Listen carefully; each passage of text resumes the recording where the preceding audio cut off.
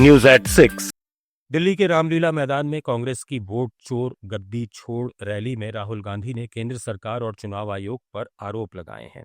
उन्होंने कहा कि भाजपा के पास सत्ता है, वे वोट चोरी करते हैं, चुनाव के समय 10,000 रुपए बांटते हैं।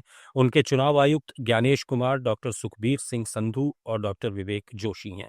राहुल गांधी ने कहा कि चुनाव आयोग भाजपा सरकार के साथ मिलकर काम कर रहा है। प्रधानमंत्री मोदी ने इनके लिए कानून बदला, नया कानून लाकर कहा कि चुनाव आयुक्त कुछ भी करे, उन पर कोई एक्शन नहीं लिया जा सकता। हम इस कानून को बदलेंगे और आपके खिलाफ एक्शन लेंगे क्योंकि हम सच्चाई की लड़ाई लड़ रहे हैं। मैं भी ले लेता हूं। है ज्ञानेश कुमार, डॉक्टर सुखबीर सिंह संधू, डॉक्टर विवेक जोशी।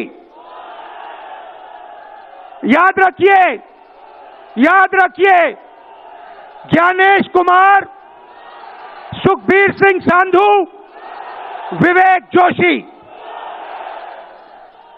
ये जो सत्य और असत्य की लड़ाई हो रही है, इलेक्शन कमीशन। इधर भाजपा सांसद रविशंकर प्रसाद ने राहुल गांधी के आरोपों पर पलटवार किया है। उन्होंने कहा कि कांग्रेस झूठ बोलती है, प्रधानमंत्री के खिलाफ अपशब्द इस्तेमाल करती है। राहुल गांधी के पिताजी, दादी और परनाना प्रधानमंत्री रहे, फिर भी वे पीएम मोदी के लिए ऐसे शब्द कैसे बोलते हैं? वे बिहार आए और सिर्फ 5 सीटें जीत पाए। राहुल गांधी गैर जिम्मेदार हैं और गैर जिम्मेदारी से ही बोलते हैं। में झूठ बोलते हैं, रामलीला मैदान में झूठ बोलते हैं, हमारे प्रधानमंत्री के खिलाफ गाली गलौज करते हैं। कोई पहली बात है?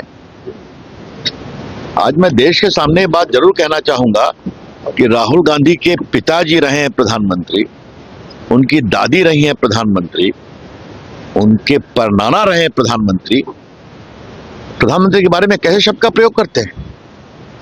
बिहार में आए थे ना, घूमे थे ना, जनता ने साफ कर दिया, 5 सीट आई, एक बूथ पर रिपोल नहीं हुआ। तो बार बार हारते हैं, फिर भी इसका क्या जवाब दें? भर्त्सना करते हैं। Let's mic news at 6। भारतीय तांबा उत्पादक उद्योग ने मुक्त व्यापार समझौतों के तहत सस्ते आयात से घरेलू विनिर्माण को हो रहे गंभीर नुकसान पर चिंता जताई है और सरकार से तत्काल हस्तक्षेप की मांग की है। Indian primary copper producers association ने कहा कि एफटीए साझेदार देशों से शून्य या न्यूनतम शुल्क पर हो रहे तांबे के आयात से स्मेल्टिंग और रिफाइनिंग क्षेत्र बुरी तरह प्रभावित हो रहा है, जबकि आत्मनिर्भरता के लिए हाल के वर्षों में 20,000 करोड़ रुपए से अधिक का निवेश किया गया है।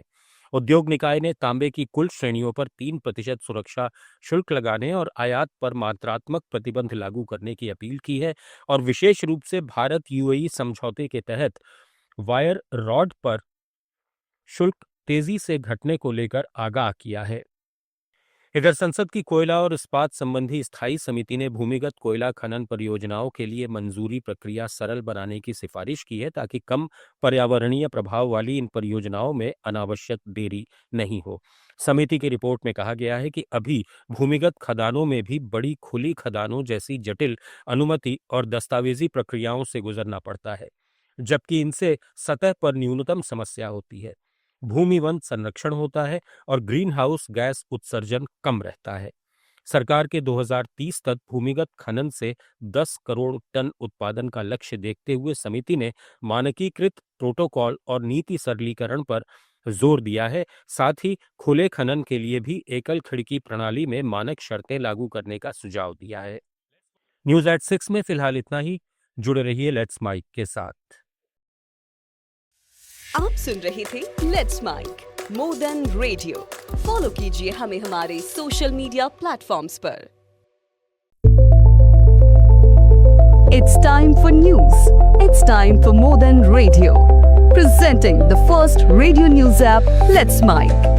Let's Mic, a news-based app on your phone where you get to watch and listen news, talk shows, interviews, radio show podcasts.